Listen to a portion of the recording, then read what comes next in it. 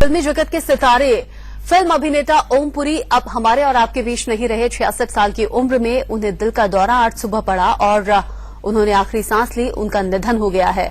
1976 से फिल्मी करियर की शुरुआत की मराठी फिल्म से और अपने अभिनय के लिए उन्होंने पूरी दुनिया में अपना लोहा मनवाया। मैनेजिंग एडिटर राणा यशवंत हमारे साथ लगातार बने हुए हैं। सर, ब्रेक पर जाने से पहले आप अर्धसत्य मूवी का जिक्र कर रहे थे। इस फिल्म के लिए नेशनल अवार्ड भी मिला।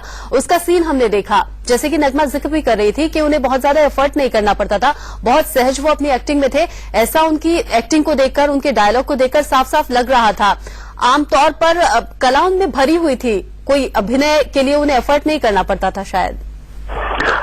इसमें कोई दो राय है नहीं। बहुत सारे लोग ऐसे होते हैं जो मूलतः कलाकार होते हैं, उनकी जो फितरत होती है उसमें अदाकारी होती है। ओम पुरी साहब ऐसे ही लोगों में शुमार किए जाएंगे हमेशा।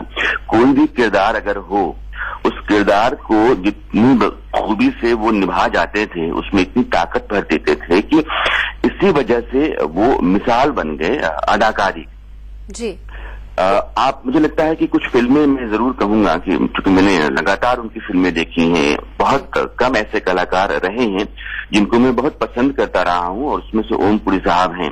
और मुझे लगता है कि कोई फिल्म ऐसी नहीं होगी जो मैंने उनकी देखी नहीं होगी। आप कभी तमस देखिए, गोविंद निहलानी साहब की फिल्म है। तमस में जिस तरह का किरदार उनके पास है, और मुझे लगता है बहुत मुश्किल किरदार है, लेकिन इतनी खूबी से निभाया, लगता है कि वो ओम पुरी नहीं है, वही आदमी है जो फिल्म में आपको दिख रहा है। तो जो किरदार है, उस किरदार के भीतर इस तरीके से घुस जाते थे कि वो किरदार को जिंदा कर देते थे, उसको ताकत भर देते थे।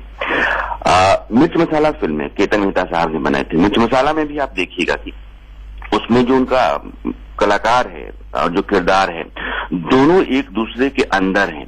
आपको फर्क नजर नहीं आता है, कलाकार कहीं अलग है, किरदार कहीं अलग है। जो आप कह रही हैं कि वो किरदार को यूं निभाते थे, उनमें अदाकारी इस तरीके से भरी हुई थी कि वो जो किरदार होता था पर्दे पर, वो इतना जिंदा रहता था, इतना ताकतवर रहता था कि बार बार आप उसकी मिसाल देंगे। और रेंज था। मुझे लगता है कि आप उनको देखिएगा तो जितनी कॉमिकल फिल्में हैं, जो हास्य फिल्में हैं, उसमें भी उन्होंने इतनी बेहतरीन अदाकारी की है। जाने भी दो यारों का जिक्र मैं यहाँ करना चाहूंगा। अभी वो सिंह इज किंग फिल्म आई थी, जिन लोगों ने देखी होगी। अब सिंह इज किंग देखिए, जाने भी दो यारों देखिए, तमस देखिए, माचिस देखिए, मिर्च मसाला देखिए, तो आपको यह रेंज समझ में आता है कितने बड़े कलाकार थे। दूसरी बात, बतौर इंसान बड़े खुली तबीयत के थे। उनको जो अच्छा लगता था वो बोलते थे, जो बुरा लगता था वो कहते थे, और जीवन में बहुत सारे उसूल नहीं माने जो समाज में तय किए होंगे, या जो चीजें नैतिक तौर पर या पारंपरिक तौर पर सही या गलत के दायरे में आती हैं, उसमें शायद उनका यकीन कम रहा। उनको लगता था कि जो उनको अच्छा लगता है वो अच्छा है, जो उनको अच्छा नहीं लगता है वो अच्छा नहीं है। इसलिए जीवन भी उन्होंने अपनी शर्तों पर जीने की कोशिश की।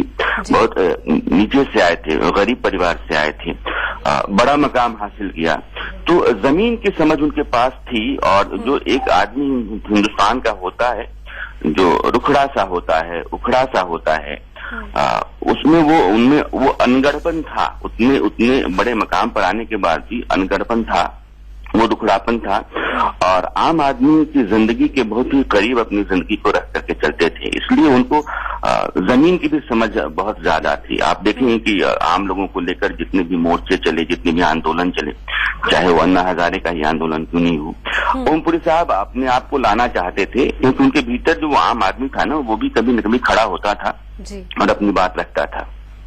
बिल्कुल, बहुत सही कहा आपने सर। आपकी जमीन से जुड़े हुए कलाकार थे और अपने किरदार को इस तरह से जिंदा कर देते थे कि लगता ही नहीं था कि सामने अभिनय हो रहा है। ऐसा लगता था कि साक्षात वही इंसान हमारे सामने है। जिस तरह का रोल वो पर्दे पर उतारने की कोशिश करते थे और यही वजह उन्हें खास बनाती थी।